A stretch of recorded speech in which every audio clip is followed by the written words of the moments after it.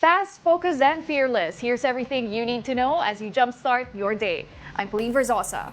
Former President Rodrigo Duterte will not attend the House Quadcom hearing today.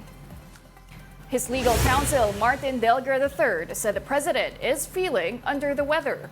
He added that Duterte has several prior engagements that he has to attend. However, Duterte's camp claimed that he might attend the hearing on his war on drugs campaign after November 1st. If he will attend the hearing, House Quadcom co-chair Representative Ace Barbers wants to ask Duterte about the alleged reward system. First of all, of course, we want to get his idea on the implementation of the war on drugs. No, we want to ask him kung totoo bang merong reward system. That's one. No, number two, what has the leadership before done to those who have committed abuses, no? Now, Barbers also told Storycon the committee wants to invite retired police officer Arturo Las Cañas. However, the alleged former hitman of the Duterte family is already out of the country. We tried getting him, kaya lang hindi nga siya ma-access because apparently he's already out of the country. So if he's willing to make a deposition and appear via Zoom sa committee hearing, if we're given that information, we will invite him. Congressman Benny Abante says they might issue a show-cause order against former President Rodrigo Duterte if they find his reason for not attending the hearing invalid. And here's an excerpt from his interview on The Big Story. We received a letter from his lawyer na hindi siya makaka-attend because he's not actually feeling well. I do not know if that is already very much confirmed, but that is what the letter says. Sino po yung signatory, Kong? Who signed off on the letter? Signatory yung abogado niya eh. I forgot the name, but it's the lawyer that signed it. Okay. How does that change the outcome of the hearings if he is unable to attend any of your sessions? Well, we just have to make some adjustments.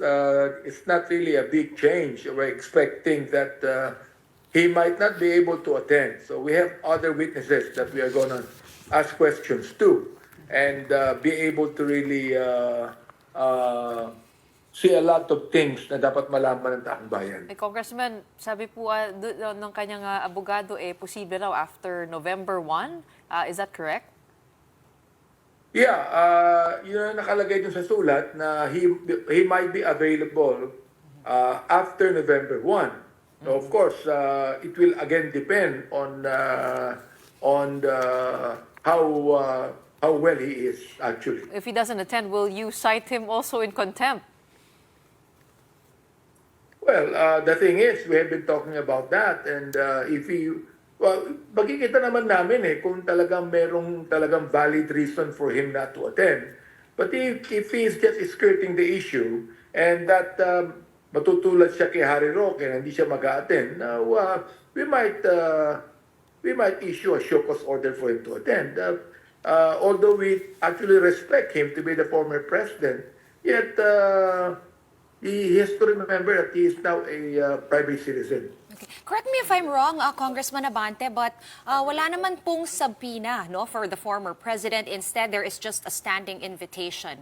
Can you confirm na ganun nga po? And walang subpoena. It's just standing invitation, yes. Okay, so are you planning to issue a subpoena to guarantee that his attendance in future hearings? Kasi hindi naman po pwede magkaroon ng contempt citation kapag walang subpoena, right? Well, the thing is, we are going to look at the reason. If there's a valid reason why, there's no need for us to issue a subpoena.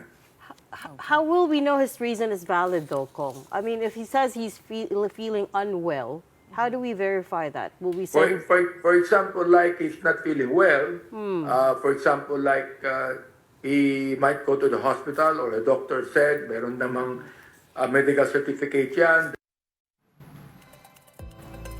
Senate Minority Leader Coco Pimentel expressed reservations about the proposed joint probe into the drug war with the House Quadcom. In an interview with Storycon, Pimentel said the proposal by House Quadcom co-chair Representative Ace Barbers is a good plan in theory. However, it is hard to schedule a bicameral meeting due to the availability of everyone involved in the hearing. Pimentel also said that the Senate will have to start from scratch in investigating the drug war of the previous administration. Yung Quad Committee kasi malalim na yung ano nila eh. Matagal na silang nakalarga eh. Malalim na yung topics nila. Marami na silang narinig na witnesses. Senator Coco, Hindi naman namin pwedeng i-assume namin na i-agap namin yung records nila. Bawal naman namin gawin yun. So, we have to start from scratch. Let's now take a quick look at today's other headlines. In the Philippine Star, candidates in the 2025 elections cannot use the short-form video platform TikTok for their campaign. TikTok Philippines Public Policy Manager Pichi Paderna said the platform will not air political advertisements. The COMELEC welcomed TikTok's move as it would mean one less social media platform to monitor. And in business world, the development of Sangley Point International Airport remains uncertain. This as the joint venture company still has to secure other approvals before the project moves forward.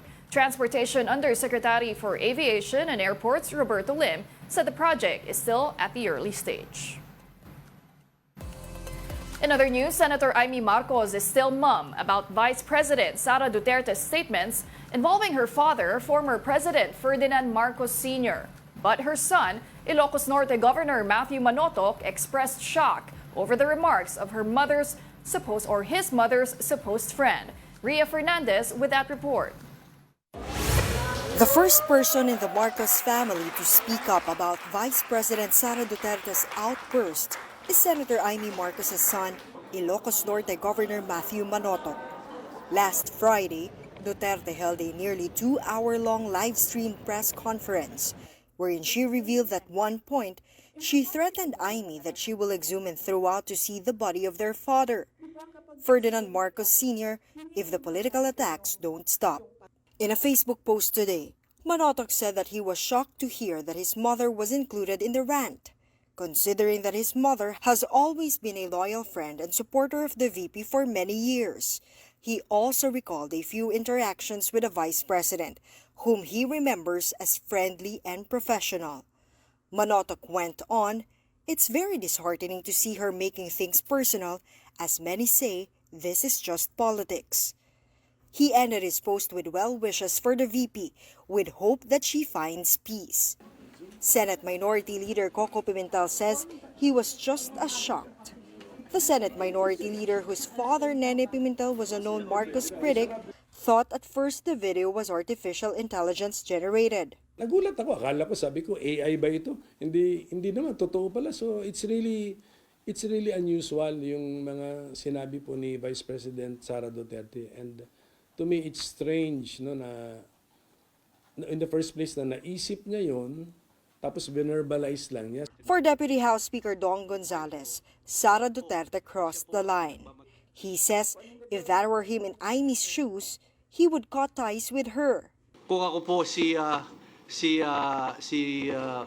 Senator Imee Marcos, sinabi sa tatay ko yon, palagay ko, hindi na po kami pwedeng magkita at mag-usap sa panahon na yon. Sasabihin ko, ibang klase na to, ibang usapan na to. Nuukayin niya at itatapon niya, palagay ko napakasakit po nun.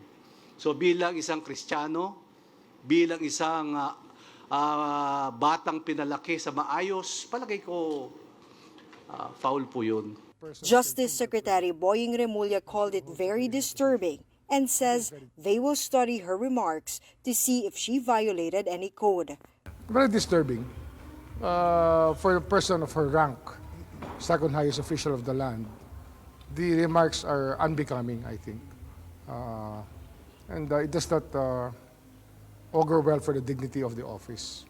So we have to treat the office as sacred, I mean, in many ways. And to speak that way is unbecoming. Remulla did not say the specific case they are looking at, but there's desecration of a dead body. There's also Article 353 or libel, which includes intent to dishonor the memory of a dead person. Desecrates the memory of a person, desecrates the peaceful state that he must be in, having already perished. and they disturb the body. And there are many other moral principles that are being violated. And we're looking at the legal aspects also. We're conducting a study. Senate President Cheese Escudero likewise called her rants unbecoming of the second highest official of the land.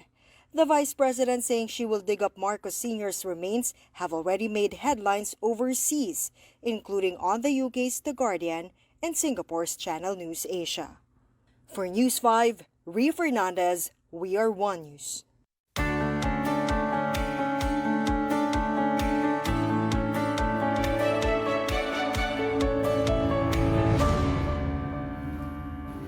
In the U.S., Donald Trump went to a McDonald's and tried working the French fry station and the drive-thru window. The presidential candidate said he had always wanted to work at the fast food restaurant. Trump said this was intended in part as a jab at Kamala Harris, who says she worked at the fast food chain. The former president claims that Harris never worked there, but has not provided evidence to back that up. In a town hall in Pennsylvania, Trump also wished his political rival a happy birthday. And by the way, it's her 60th birthday, so I want to wish her a happy 60th birthday. Right? No? No, happy birthday. And many more, and I mean it, so, I do mean it. And those are the top stories of the hour. Join us later at 9 a.m. as we continue to monitor the day's biggest stories. I'm Pauline Verzosa. We are One News.